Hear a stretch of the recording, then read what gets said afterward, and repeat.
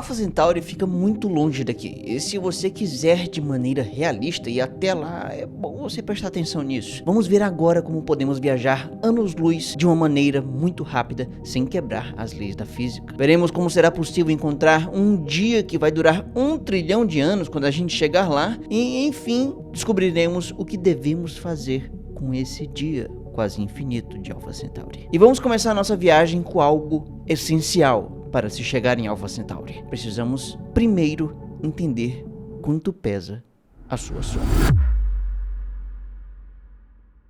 Não faz sentido medir o peso de uma sombra, porque sombras não existem, ou pelo menos não por si só. Sombras, na verdade, são a ausência da luz, não me diga. Ou seja, medir o peso de uma sombra, na verdade, seria medir o peso da falta da luz. É medir o peso de uma coisa que não está lá.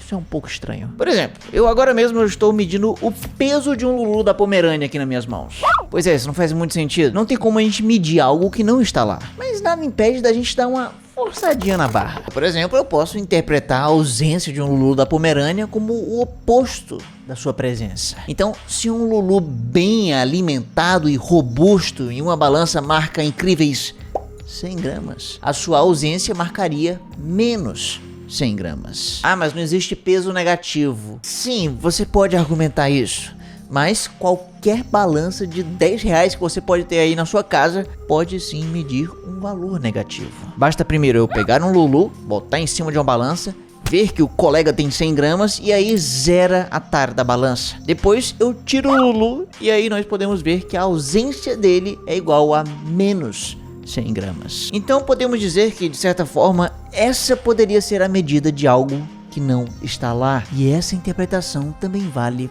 para sua sombra. Nós podemos botar a luz numa balança, zerar a tara e depois tirar a luz. O valor que a balança mostrar vai ser o valor da ausência da luz. Nesse caso, uma sombra. Esse vai ser um valor negativo. Certo, então para a gente saber o peso de uma sombra, basta a gente saber o peso da luz. Mas isso é um problema. O grande problema é que a luz não tem massa e, por consequência, também não tem peso. Uma balança com a ausência ou a presença da luz deve marcar a mesma coisa. 0. Ou pelo menos deveria ser assim. É bom lembrar que a luz é feita de fótons e fótons não têm massa. Simplesmente. E essa discussão, bom, ela deveria acabar por aqui. Mas na verdade é onde ela apenas começa. Essa é a discussão sobre o que significa a palavra massa. Quando nós aprendemos no colégio e falamos de forma leiga no nosso cotidiano sobre massa, na verdade nós estamos falando de massa apenas em um contexto específico. A massa de um objeto parado. Por exemplo, uma situação hipotética. Você está pedindo 1 quilo de carne no açougue. O açougueiro, então, vai assumir que você está falando de um pedaço de carne, bom, estático, com a velocidade 0. Mas se o seu açougueiro estiver estudando a relatividade especial de Einstein, pode ser que isso aconteça, ele pode achar que o seu pedido seja meio impreciso. Afinal, a massa de um objeto é maior quanto maior for a sua velocidade. Então, o que você quis dizer? 1 quilo de carne estático parado ou 1 quilo a 99% da velocidade da luz? Bora, cara, se decide, tem gente atrás aí na tua fila. Pois é, eu sei, é estranho pensar que um objeto pode aumentar a sua massa à medida que ele é acelerado. Mas é isso que acontece. Isso só é estranho, na verdade, pro nosso cotidiano, porque o nosso cotidiano não tem objetos com velocidades tão altas que sequer cheguem a arranhar uma fração significativa da velocidade da luz, porque é só nessas altas velocidades que esse efeito pode ser observado. E para entender o quão longe do nosso dia a dia está a velocidade da luz, saiba que a velocidade da luz no vácuo é o limite físico da velocidade de um objeto. Estamos falando de um pouco mais de 1 bilhão de quilômetros por hora. Nessa velocidade você poderia dar 7 voltas e meia ao redor da Terra em um único segundo. Isso é muito, mas muito rápido.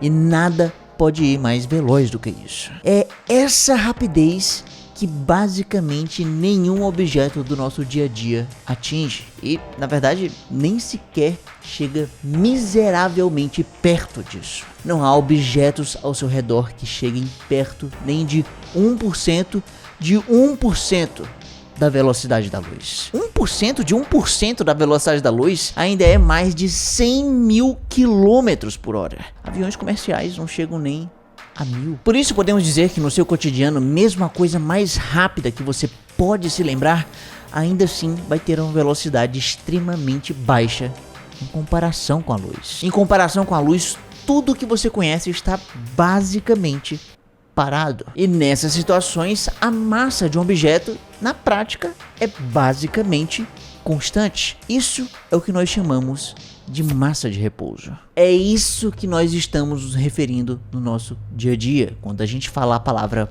massa. Se você pedir 1 quilo de carne no açougue, você está falando de 1 quilo de massa de repouso. É isso que significa no nosso cotidiano. Agora, quando um objeto atinge uma fração significativa da velocidade da luz, nem que seja pelo menos 1%, uma coisa bizarra começa a acontecer. A sua massa começa a aumentar. Ela iria aumentar não porque o objeto ficou maior ou mais denso, com mais material. É apenas o exato mesmo objeto com a mesma quantidade de átomos, só que a matéria em si ficou mais massiva. Isso é doideira. E para visualizar isso, imagine que o mesmo pedaço de carne com uma massa de repouso de 1 quilo começasse a ser acelerado até atingir uma fração significativa da velocidade da luz. Algo como 1, 10, 30, 99%, não sei. Não importa tanto assim o valor. O ponto aqui é que a massa de repouso iria receber um acréscimo de mais massa. E a soma total da massa de repouso mais o acréscimo seria equivalente ao que nós chamamos de massa relativística. E claro, se um dia essa peça de carne parar, ela voltaria ao repouso e o acréscimo iria desaparecer. A massa relativística seria igual à massa de repouso. Ou seja, todos os objetos têm massa relativística e ela pode variar. É essa massa que nós não nos referimos no nosso dia a dia. Essa é a massa da teoria da relatividade especial de Einstein. E esse conceito de massa é estranho. Certo, então o menor valor possível para a massa relativística seria a massa de repouso. Agora, o maior valor para ela meio que não existe. Não tem um limite. Para aquele pedaço de carne de 1 quilo, a sua massa relativística seria igual à sua massa de repouso, se ele estivesse parado. No caso, 1 quilo. Mas à medida que vai acelerando, a sua massa vai aumentando cada vez mais vertiginosamente. A cada percentual mais próximo de 100% da velocidade da luz, a sua massa se torna muito maior. Estamos falando aqui desse pedaço de carne ganhar toneladas e toneladas, mais toneladas, ficar mais massivo do que a Terra e a galáxia. E isso acaba criando uma barreira, porque quanto mais massivo é um objeto, mais difícil é acelerar ele.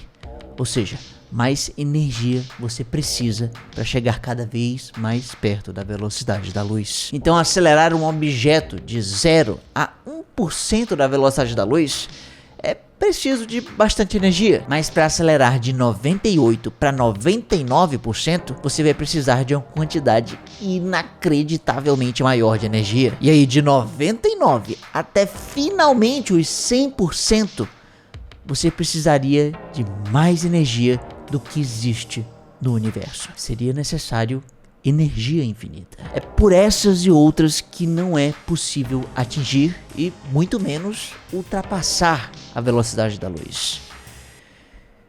Mas existe uma exceção. A exceção é a luz, é claro. Só a luz pode chegar à velocidade da luz. E ela consegue fazer isso justamente porque ela não tem massa. Mas aí, que tipo de massa nós estamos falando nesse caso? Estamos falando da massa de repouso ou a relativística? Olha, preste atenção porque é aqui que está o grande pulo do gato. Porque quando nós falamos que a luz não tem massa, estamos nos referindo à massa de repouso, aquela que está presente no nosso vocabulário cotidiano. Isso então quer dizer que a luz não tem massa se estiver parada, mas acontece que ela não fica parada. Ela se move muito rápido, mais rápido do que tudo que existe, a mais de 1 bilhão de quilômetros por hora, o que faz com que exista então um certo acréscimo na sua massa. Podemos dizer que a massa total, a massa relativística da luz é igual à de repouso, que no caso é zero, mais esse acréscimo por causa da velocidade. Ou seja, de certa forma podemos dizer que a luz tem massa. O problema é que isso não é bem a massa do jeito que a gente conhece no nosso cotidiano. É apenas a massa resultante da sua alta velocidade. Ou seja, não tem como a gente parar a luz e botar ela numa balança para pesar. Não dá para fazer isso. Mas o que nós podemos fazer é medir a pressão que a massa relativística de fótons pode fazer ao colidirem com uma superfície. Sim, um fluxo de luz constante pode exercer pressão numa superfície. É como se pequenos fótons, pequenas coisinhas estivessem se colidindo com a superfície e assim empurrando ela. E de certa forma, podemos dizer que esse é o peso que a luz faz em objetos. Vamos ver como é que isso funciona. Tá, então vamos lá. Vamos supor que nós temos uma balança com uma área de 1 metro quadrado para pesar coisas. A luz do sol preenchendo completamente essa área de 1 metro quadrado faria uma certa pressão. Cada fóton de luz iria viajar do sol até a balança e empurrar levemente a superfície da balança. Esse fluxo de fótons iria criar uma pressão P igual a massa relativística vezes a velocidade, que no caso a velocidade da luz é representada pela letra C. Ok, guarde essa informação. Agora, por outro lado, segundo a teoria da relatividade especial de Einstein, é igual a mc ao quadrado. Energia é igual a massa vezes a velocidade da luz ao quadrado. E aqui nós falamos também de massa relativística. Com isso nós podemos dar uma rearranjada nessa famosa equação e dizer que a massa é igual a energia dividido pela velocidade da luz ao quadrado. Opa, então peraí. Agora podemos voltar para a fórmula da pressão e ver que a massa é a mesma coisa de energia dividido pela velocidade da luz ao quadrado. Olha só. Logo, a pressão é igual a E dividido por C ao quadrado vezes C, o que simplificando ficaria pressão P igual a energia dividido pela velocidade da luz, C. Bom, a energia que o Sol fornece em cada metro quadrado na Terra varia, mas nós podemos dizer que as condições perfeitas de céu claro, meio-dia, na linha do Equador é de cerca de 1400 watts. E aí, se a gente adicionar isso e depois adicionar que a velocidade da luz é aproximadamente 300 milhões de metros por segundo, basta dividir um pelo outro e descobrir que a pressão é de 0,000047 newtons por metro quadrado, ou 4,7 micronewtons por metro quadrado. Isso seria o peso da luz do Sol num metro quadrado. Agora, a massa em que uma balança com uma superfície de 1 metro quadrado mediria seria de 0,47 miligramas. Enfim, finalmente podemos medir o peso da sua sombra. Se a nossa balança com a luz do Sol tiver a sua tara zerada e depois a luz do Sol for retirada da jogada, digamos pela sua sombra, vamos ver que a marcação será de menos 0,47 miligramas. Nesse caso, esse seria o peso da sua sombra, a ausência da luz, equivalente a menos um fio de cabelo. E é essa pequena força que vai te empurrar até Alpha Centauri. Esse é o Starship da SpaceX, o maior e mais poderoso foguete já feito na história, e ele não vai nos levar até Alpha Centauri. Alpha Centauri é o sistema estelar mais próximo de nós, mas ainda assim é longe demais para o Starship. O Starship pode atingir dezenas de milhares de quilômetros por hora, mas isso ainda é muito pouco. Nessa escala de velocidade iria demorar cerca de 1 milhão de anos para chegar até o seu destino. E até lá é bem possível que a humanidade já tenha descoberto uma forma mais rápida, que apesar de partir depois do Starship, possa ultrapassá-lo e chegar bem antes em Alpha Centauri. Isso é, se a humanidade já não tivesse destruído até lá, né? É bem possível. Por isso que nós ainda não lançamos nada até Alpha Centauri, porque não vale a pena, porque foguetes, mesmo os mais potentes que nós conseguimos fazer, ainda assim não conseguem ir para outras estrelas dentro de uma expectativa de vida humana. Estamos falando de idealmente essa viagem toda se reduzir a apenas algumas décadas. E para poder chegar nisso, os foguetes precisariam quebrar as leis da física. As leis da física proíbem que foguetes consigam atingir velocidades muito altas, por causa de um pequeno detalhe: eles precisam carregar todo o seu combustível. Imagina que se você tivesse uma carga de 1 kg e você queresse acelerar ela no espaço, você, vai precisar de uma certa quantidade de combustível, certo? Bom, ok, mas o problema aqui é que esse combustível também tem massa por si só. Então você vai precisar de mais um combustívelzinho extra, e aí por sua vez vai precisar de mais um pouco, e mais um pouco, e mais um pouco, e assim vai indo. É por isso que no momento de um lançamento, a massa de um foguete é quase que inteiramente feita de combustível. Eles são basicamente um tanque de combustível ambulante. Para se ter ideia, quando totalmente carregado e abastecido, o Starship pesa 5.000 toneladas, mas consegue botar em órbita apenas no máximo 150. Ou seja, apenas 3% do seu peso é realmente carga útil. E veja que nós estamos falando aqui de colocar essa carga em uma órbita bem pertinho da Terra e não em outro sistema solar. Então, para chegar até Alpha Centauri, um foguete precisaria acelerar muito, mas muito mais, o que iria precisar de muito mais combustível. Isso iria aumentar a massa total e iria requerer ainda mais e mais e mais combustível, até a gente se dar conta que seria necessário uma quantidade de combustível maior do que existe no universo. É essa lei da física que a gente precisaria quebrar, mas nós não podemos. Ela é que impede de foguetes irem tão longe e tão rápido. Combustíveis têm massa. Porém, apesar disso, nós podemos dar um jeitinho. Para viajar para outras estrelas sem quebrar nenhuma lei da física, nós precisamos pensar em um outro conceito de viagem espacial. Algo inteiramente novo. Um que possa fazer com que uma nave não precise carregar o seu próprio combustível. Nós precisamos de algo como uma vela. Esse é um veleiro, um barco que é capaz de se mover pelos oceanos terrestres carregando 0 combustível. Esse barco faz isso apenas aproveitando a força das moléculas e as pequenas partículas da atmosfera. Elas se movimentam e se colidem com a vela aberta, que empurram a embarcação adiante. Em outras palavras, o vento move o veleiro. A vela torna a área de contato do veleiro muito maior, que permite mais colisões e um empurrão maior e mais eficiente. Além disso, as velas são capazes de escolher uma trajetória. Para o veleiro ir para uma certa direção, basta que as velas tenham um certo grau de inclinação. Esse é o conceito. É simples e nós podemos aplicar isso no espaço. No espaço nós não podemos encontrar moléculas ou partículas como aqui na atmosfera terrestre. O espaço, na verdade, não tem basicamente nada. É um vácuo. Porém, ainda assim, aqui no nosso sistema solar, nós temos algo muito interessante.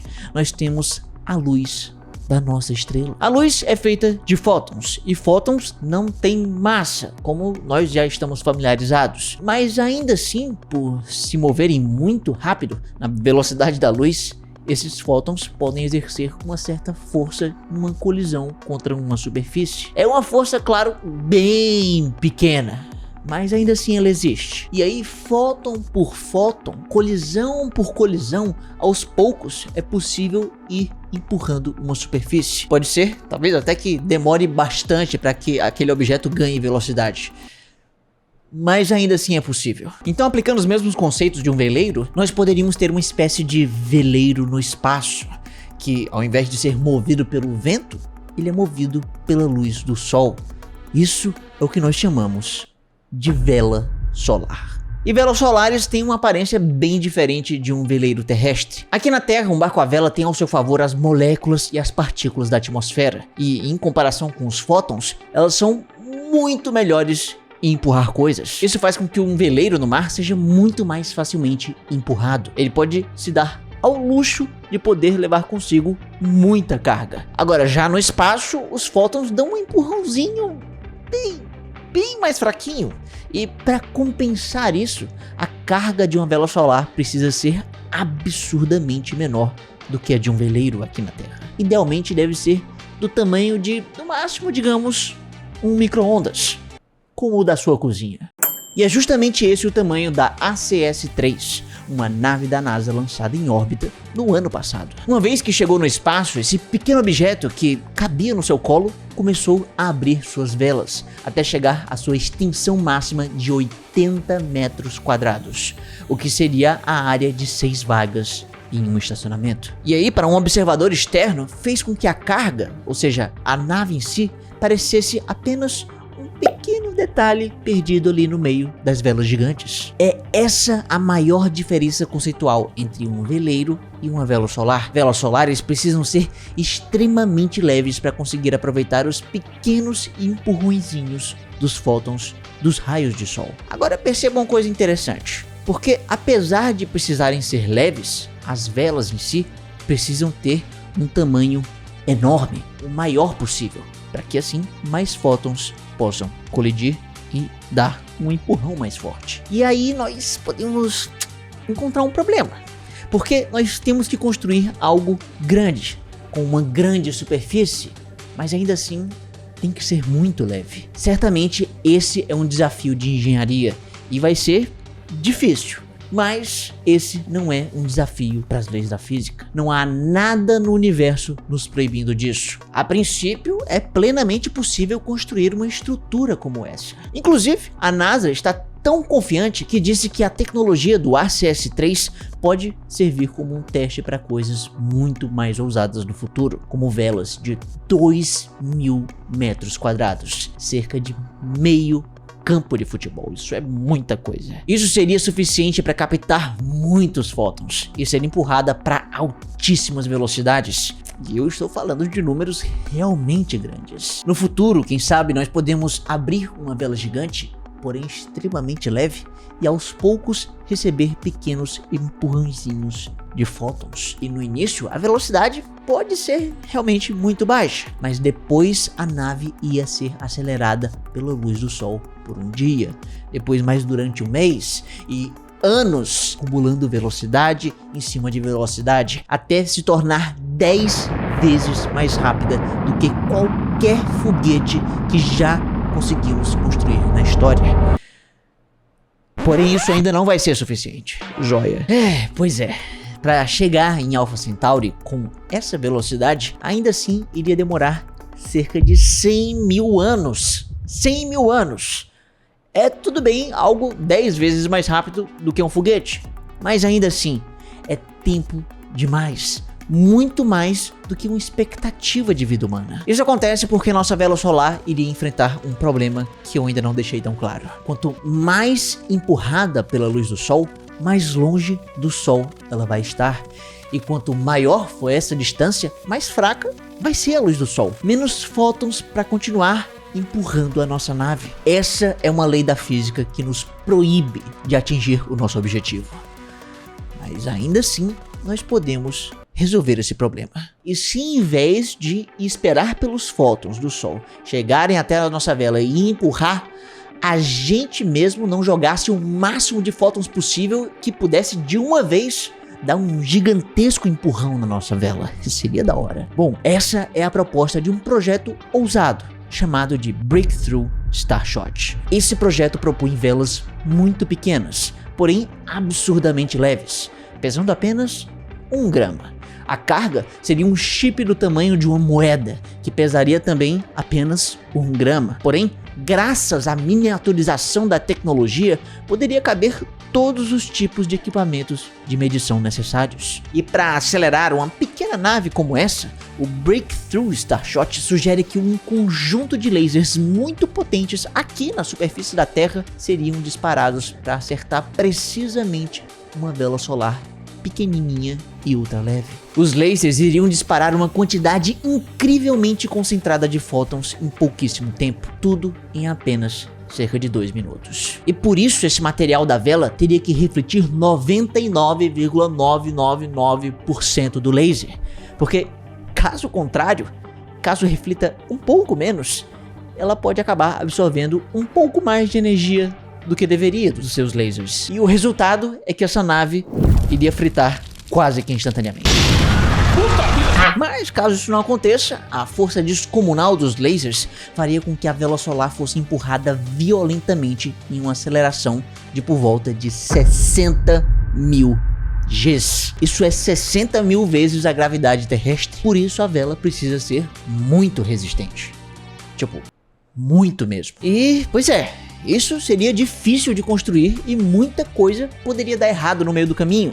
Porém, ainda não há uma lei da física que nós sabemos que possa impedir essas coisas de acontecerem. Inclusive, uma coisa que iria ajudar o sucesso da missão seria criar centenas ou talvez até milhares de pequenas naves que poderiam se submeter ao mesmo processo. Muitas poderiam acabar talvez realmente pegando fogo pela energia dos lasers. Muitas poderiam se desintegrar pela altíssima força G repentina. Ou talvez apenas ir na direção errada. Ou qualquer outra coisa de errado que possa acontecer. Mas ainda assim, estatisticamente falando, haveria algumas, nem que seja algumas bem poucas, que poderiam superar os desafios e conseguir atingir o seu máximo potencial. Essas sortudas poderiam chegar a centenas de milhões de quilômetros por hora. Essa é uma velocidade completamente fora do comum de tudo que já foi feito na história da humanidade. Estamos falando de algo de mais de 10.000 vezes mais rápido do que um foguete, podendo atingir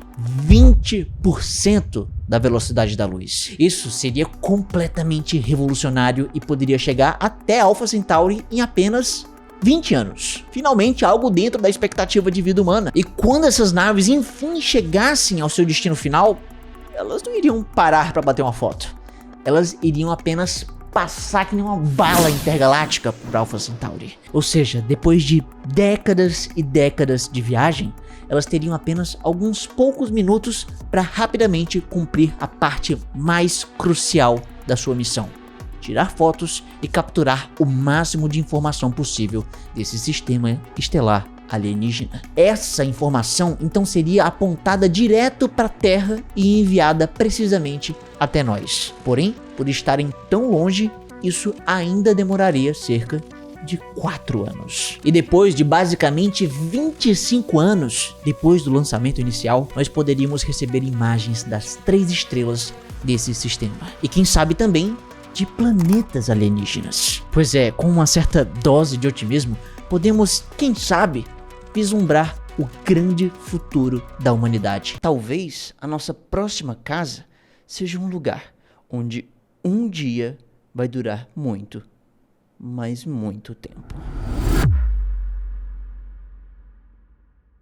Há bilhões de anos o dia durava menos de 13 horas. Hoje são 24 horas. E no futuro a duração vai crescer ainda mais e mais e mais até que chegue a umas 25 horas. Não é muita coisa. Mesmo que o dia continuasse a aumentar sem limite, daqui a 1 bilhão de anos o Sol iria se expandir e engolir os planetas mais próximos, o que pode incluir a Terra. Pois é, chocante. E até onde eu sei, você precisa de um planeta para marcar o dia nele, né? Então é importante isso daí. Porém, mesmo que a Terra não seja engolida, a expansão do Sol vai aumentar muito a temperatura aqui na superfície, muito antes do Sol chegar perto de nós. Esse planeta que você vive vai se tornar quente demais para a vida. Os oceanos, então, já poderiam ter evaporado muito antes do Sol chegar perto. Ou seja, o planeta poderia talvez até continuar a existir, mas não haveria ninguém vivo para apreciar um único dia. É isso, não tem muito o que fazer. A Terra vai se acabar cedo demais. E o dia não vai durar muito mais do que ele dura já hoje. Jamais a humanidade vai experienciar um dia de 1 trilhão de anos. A menos que a gente encontre um outro lugar para morar. O universo é cheio de mundos e nada impede que lá do seu outro lado exista um planeta ideal para a espécie humana morar por muito, mas muito tempo. Porém, não basta apenas descobrir esse planeta, nós precisamos ter meios para de fato chegar até lá. E, bom, vamos ser realistas, porque não há nada dentro do campo das possibilidades à nossa vista que faça a gente realmente acreditar que seja possível viajar para muito, muito longe no nosso universo. Não é querendo lhe desanimar, mas atravessar o universo para buscar o planeta ideal iria demorar tanto que a viagem em si poderia ultrapassar fácil, talvez até mais de 1 trilhão de anos. Daqui que a gente chegasse no nosso destino, a estrela já poderia ter até se apagado. E sem luz da estrela, não podemos contar o nosso dia. Tá, então a gente precisa sonhar alto, mas nem tanto. Podemos, por exemplo, mirar em um lugar que seja muito mais perto de nós. Podemos mirar simplesmente no sistema estelar mais próximo da Terra. Eu estou falando de Alpha Centauri. Alpha Centauri está a apenas cerca de meros 4 anos-luz de distância, o que, com a tecnologia certa, talvez signifique apenas algumas décadas para a gente chegar até lá. Aí o negócio já começa a ficar interessante. Esse é um sistema composto por 3 estrelas diferentes. 2 delas são chamadas de Alpha Centauri A e Alpha Centauri B. E elas não são tão assim diferentes do nosso Sol. A estrela A tem uma massa cerca de 10% maior que o nosso Sol. Já a estrela B, 10% menor. A é 50% mais luminosa que o nosso astro e B é 50 menos. Um planeta que orbita uma dessas 2 estrelas poderia experienciar um dia talvez até bem estranho, inclusive, já que em uma parte da sua órbita ele poderia ter um dia normal com um único sol no seu céu. Porém, em outra parte da sua órbita daria para ver 2 sóis ao mesmo tempo. E bem aqui o planeta estaria totalmente iluminado em suas 2 faces. Não haveria noite e poderia haver um dia em que, enquanto o sol se põe no horizonte, do outro lado, outro sol está nascendo. E contar isso como um dia mais longo talvez fosse forçar um pouco a barra. E de qualquer forma, isso não faria o dia durar 1 trilhão de anos. Esse é um problema. E outro problema é que esse planeta não existe. Existem candidatos a planetas em cada uma dessas 2 estrelas, mas nenhum deles está confirmado ainda, infelizmente. Por isso vamos ter que olhar para a terceira e mais peculiar fonte de luz desse sistema, a Alpha Centauri C. Alpha Centauri C é a estrela mais próxima de nós e por isso é conhecida também como Próxima Centauri. Um nome autoexplicativo. Próxima Centauri está muito distante das outras 2 estrelas e, para se ter noção disso, saiba que para se medir esse tipo de distância, astrônomos usam uma unidade de medida conhecida como unidade astronômica. Um nome não muito criativo. Uma unidade astronômica nada mais é do que a distância entre a Terra e o Sol, o que parece arbitrário, mas foram humanos que inventaram as regras. Pois é, e com isso, fique sabendo que, enquanto que A e B estão a uma distância de 23 unidades astronômicas, Próxima Centauri está a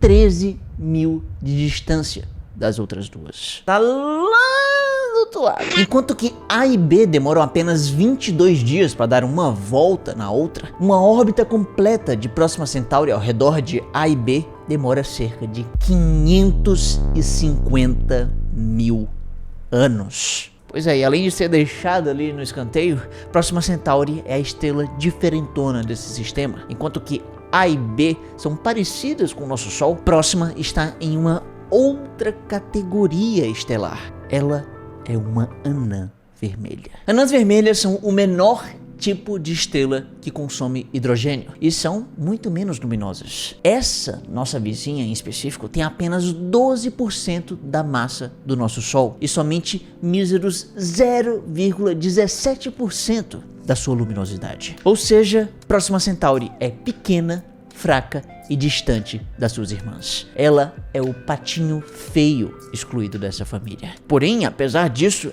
é justamente ela que pode nos oferecer um dia de 1 trilhão de anos. Estrelas como o nosso Sol, como é o caso de Alpha Centauri A e B, são estrelas que, sim, são maiores e mais luminosas, mas elas duram muito pouco tempo, apenas alguns bilhões de anos. Depois disso, elas apagam e, sem luz, sem dias para medir. Agora, já com uma anã vermelha, a escala de tempo é completamente diferente. Elas podem brilhar por trilhões de anos. Isso é centenas centenas de vezes a idade do universo atualmente. Essa nossa vizinha, diferente das suas outras duas irmãs maiores, possui um planeta confirmado. Ele se chama Próxima Centauri B. Próxima B foi descoberto em 2016 e se encaixa na categoria de super-terra, ou seja, ela é ligeiramente maior do que o nosso planeta.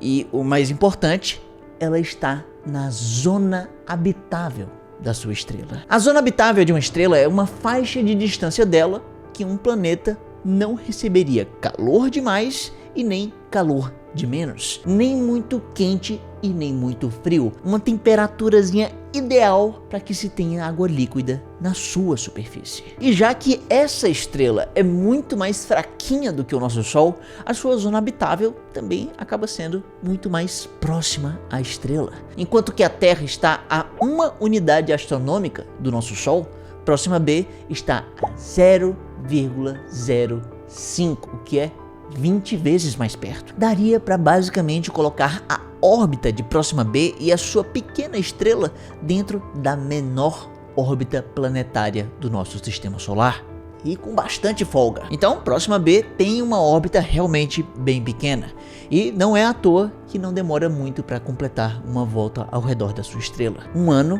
lá demora 11 dias terrestres. É bem rápido. E por ser tão perto, esse planeta acaba sofrendo muita influência gravitacional da sua estrela, o que acaba criando um efeito fundamental para se criar um dia de 1 trilhão de anos. Vejamos isso. Lá no início, quando o Próxima B estava se formando, possivelmente a sua rotação era mais rápida do que é hoje, ou seja, os dias duravam menos. Porém, assim como a Terra, os dias lá foram ficando mais e mais longos, porque a sua rotação foi sendo desacelerada. Só que tem uma pequena diferença aí. Essa desaceleração foi muito mais intensa do que aconteceu por aqui. A Terra foi desacelerada pela influência gravitacional da nossa Lua, que ela pode não ser muito grande, mas ela está bem perto de nós.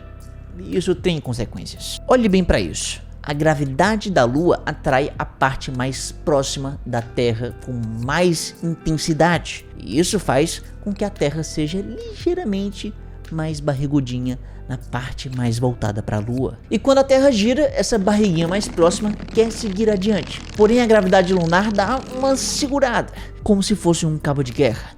E isso acaba freando a rotação terrestre. Por isso, os dias ficam mais longos por aqui. O que eu não te falei até agora é que a Lua, além de tudo isso, ela está aos poucos se afastando da Terra. E isso faz com que esse efeito seja cada vez menor. Por isso que no futuro os dias terrestres vão ser mais longos, mas não tão mais longos do que são hoje. Agora, já no caso da Próxima B, o negócio é um pouco diferente. No caso da Próxima B, o que está causando essa desaceleração do planeta não é uma pequena lua que está ficando mais longe, mas é uma estrela muito próxima e ela não está se distanciando. Isso quer dizer que o efeito de desaceleração da rotação e alongamento dos dias foi muito mais forte nesse caso. Próxima B foi perdendo velocidade de rotação até que a sua barriguinha mais perto da estrela acabou se fixando. Agora ela sempre fica apontada para a estrela. Uma mesma face do planeta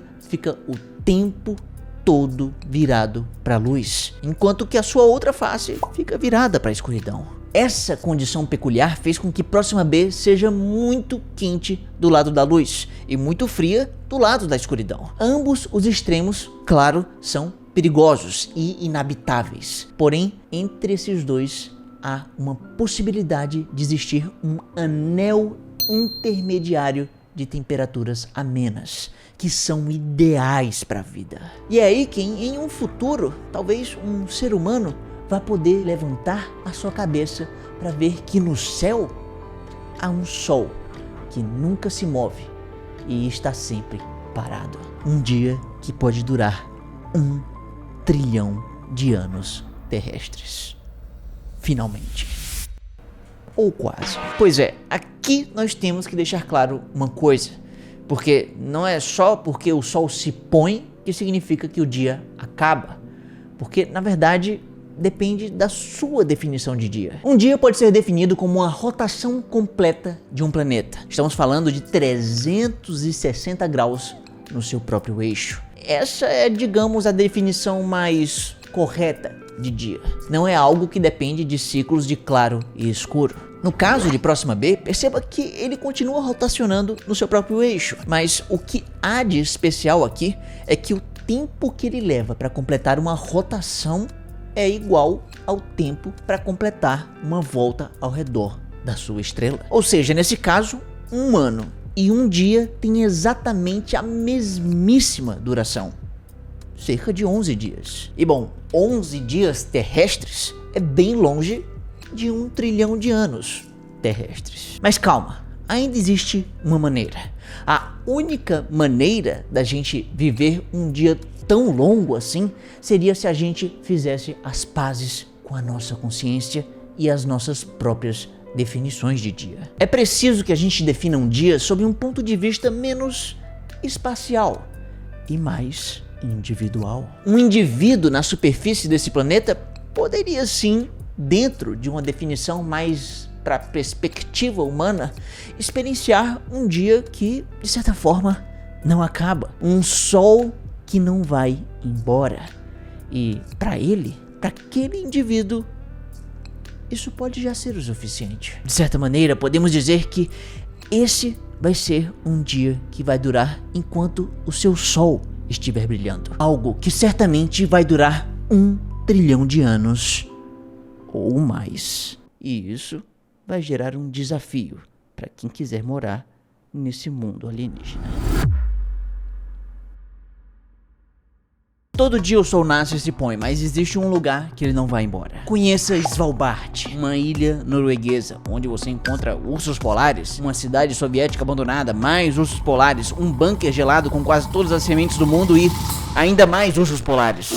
As pessoas que vivem em Svalbard acordam com o sol, trabalham com o sol e vão dormir com o sol. Tudo fica iluminado como se o tempo não passasse, como se um dia não acabasse. Ou pelo menos isso é o que acontece durante o dia polar. O dia polar é um período do ano em que Svalbard fica constantemente iluminada pelo sol, como se fosse um dia que todo ano começa por volta de 19 de abril e acaba dia 23 de agosto. É um dia realmente longo. Porém, ainda assim, uma hora ele acaba e o sol, bom, ele se põe. 4 meses é bastante coisa, mas não é pra sempre. Pois é, esse é um dos lugares da Terra com o dia mais longo de todos. Então, será que é isso? Não existe um dia de 1 trilhão de anos? Bom, ninguém disse que a gente precisa ficar só aqui na Terra. Justamente no planetinha mais próximo do nosso sistema solar, nós temos um dia que não acaba. Literalmente. Esse é Próxima Centauri B. Um mundo que tem uma mesma face virada para sua estrela em constante claridade. E a outra face, bom, ela fica em escuridão eterna. O lado claro é muito quente, o escuro muito frio, mas bem no meio possivelmente existe um anel de temperaturas amenas que humanos talvez possam viver. E bom, viver nesse lugar é como viver em um dia que não acaba. O seu sol alienígena está sempre na mesma posição no céu. A única maneira de você ver um pôr do sol completo é se você caminhar do anel intermediário para a face escura. Ou seja, nesse mundo, uma mudança de posição do sol não significa uma passagem do tempo, mas apenas de espaço. Porém, isso é muito esforço para apenas criar uma certa familiaridade com a Terra. Então, na prática, sendo otimista, humanos no futuro, com sorte, poderiam no máximo escolher um lugar para se fixar nesse anel intermediário. E é isso. Nós teríamos que aprender a lidar com um dia que não acaba. E assim, viver sob essas condições de luz constante parece ser algo simples, mas não é. Por quê? Bom, porque você é um relógio. Quando o ponteiro das horas de um relógio dá uma volta completa, se passou 24 horas. Depois, o mesmo ponteiro pode dar outra volta e a mesma quantidade de tempo pode se passar. Não me diga! Eu sei, isso parece óbvio, mas quer dizer que um relógio possui um ciclo que se repete repete em uma quantidade de tempo fixa. Ou seja, podemos prever sempre o que vai acontecer no futuro desse ponteiro. Ele vai sempre levar 24 horas para completar uma volta. E isso é importante para nossa analogia. Porque assim, de certa forma, podemos dizer que o planeta Terra é como um relógio. Ele possui um ciclo de rotação que dura 24 horas. E ele é basicamente fixo e previsível. Você não acorda aleatoriamente num dia e pensa, puxa, será que hoje vai ser um dia de quê? 11 horas? 30 horas? 50 horas? Claro que não. Você sabe que o dia vai durar 24 horas. Você sabe o que vai acontecer. Essa previsibilidade do mundo à nossa volta permitiu que a evolução da vida internalizasse esse ciclo, esse relógio natural do planeta Terra. Pois é, um ser vivo não é surpreendido todo dia com o nascer ou o pôr do sol. O funcionamento da sua fisiologia e até das suas células individuais é capaz de prever e se antecipar ao movimento do sol no nosso céu. Isso é conhecido como ciclo circadiano. O ritmo circadiano cria uma coordenação de todos os processos que acontecem dentro do seu corpo, como se fosse uma intrincada orquestra sincronizada com a luz do nosso Sol. E assim é a vida na Terra, e não poderia ser diferente. Ao longo de bilhões de anos de evolução terrestre, os seres que não estivessem sincronizados com o mundo iriam, por exemplo, sofrer algumas coisas. Poderiam ficar mais expostos a predadores. Um rato, por exemplo, é um animal noturno por um bom motivo, porque se ele de repente resolver dormir à noite e buscar comida de dia, certamente ele vai ser muito mais facilmente visto por um predador em plena claridade. Ele vai se dar mal. Um rato como esse certamente iria ter muito mais dificuldade de passar seus genes para as próximas gerações. Além disso, seres não sincronizados poderiam não aproveitar momentos com maior chance de fazer uma refeição. Os alimentos não seriam ingeridos e nem digeridos no melhor momento. O pico de funcionamento cerebral poderia acontecer na hora errada e o ciclo de sono poderia ficar prejudicado. A falta de sincronia com o mundo externo iria causar muitos problemas. Tudo poderia ficar descoordenado num organismo desse jeito, do comportamento até os pequenos processos moleculares que acontecem em cada célula. Isso tudo seriam grandes desvantagens para seres que não viveriam em sincronia com o mundo, e por isso eles perderiam a longa luta pela sobrevivência da evolução. O que restaria então não poderia ser diferente. Você, eu e basicamente toda a vida na Terra, todos nós temos relógios internos sincronizados com ciclos de cerca de 24 horas do nosso planeta. Agora veja que interessante. Esse reloginho interno que você tem funciona de forma autônoma, por si só.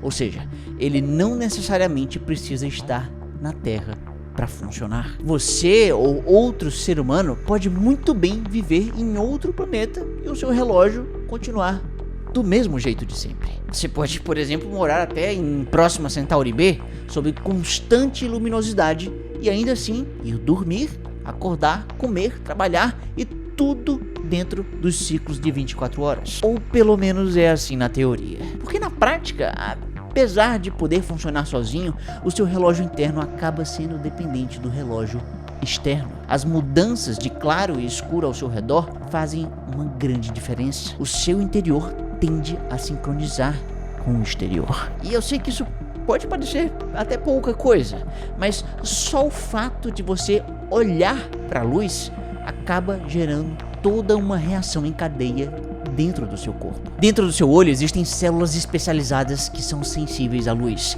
Elas formam as cores e as formas que nós vemos na nossa visão. Porém, existe um outro tipo de célula. Células que, apesar de serem sensíveis à luz também, elas não ajudam em nada a formação de imagem da nossa visão. Elas não estão preocupadas com cores, formas e nem de onde vem a luz. Só há uma coisa que ela registra: a intensidade da luz. Pois é, e detalhe, elas são sensíveis principalmente a um tipo específico de luz, a luz de cor azul. E quanto mais dessa cor o seu olho capta, mais o nervo do seu olho é estimulado. E quanto mais ele é estimulado, mais intenso é o sinal que chega no seu relógio principal, o marca-passo mestre, o chamado núcleo supraquiasmático. O núcleo supraquiasmático é uma certa parte do seu cérebro que fica logo atrás dos seus olhos. Nós podemos dizer que ele é responsável por controlar o relógio de basicamente todos os órgãos e células do seu corpo. Porque sim,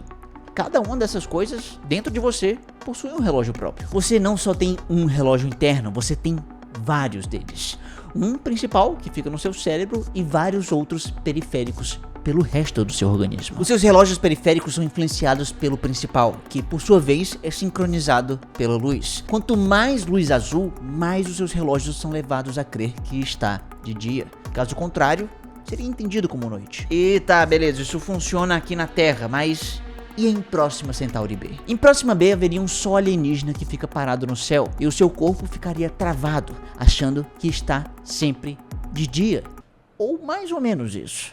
Os seus relógios internos não iriam pensar que seria plenamente dia, porque existe um pequeno detalhe que eu acabei não falando. A luz do sol alienígena que nós estamos falando aqui não é como a do nosso sol. O nosso sol emite uma larga faixa de cores visíveis, enquanto que o sol de Próxima B emite pouquíssima luz visível, sendo principalmente a cor vermelha. Isso quer dizer que mesmo com o sol o tempo todo lá nesse céu alienígena, o nosso núcleo supraquiasmático, o nosso relógio principal, iria pensar que seria quase de noite. Seria talvez como viver aqueles últimos minutos do fim da tarde. Nosso corpo estaria eternamente preso a um entardecer.